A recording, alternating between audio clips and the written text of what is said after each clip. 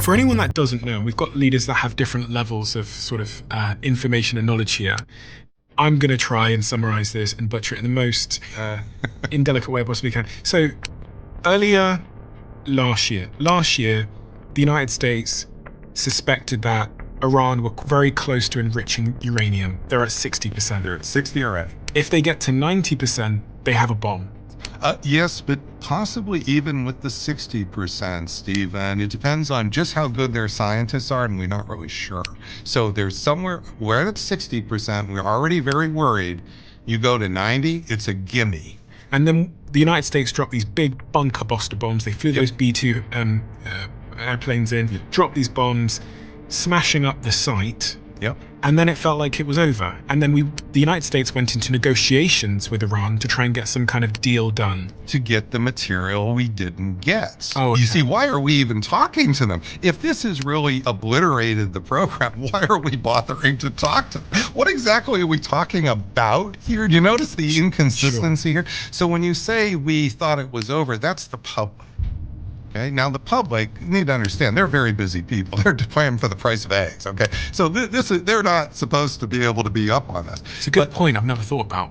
Yeah. Why would we be talking to them? Why are we talking to them, you see? So right from the get-go. And by the way, all of it's the Israelis, we have a thing called the Defense Intelligence Agency.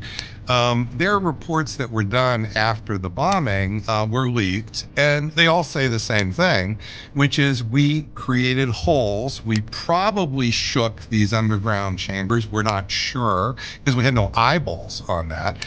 But we have no idea where that enriched uranium is. And we have good reason to worry they got them out because we actually have a satellite picture that shows 2 days before we bombed Fordo, there's a bunch of trucks moving stuff out.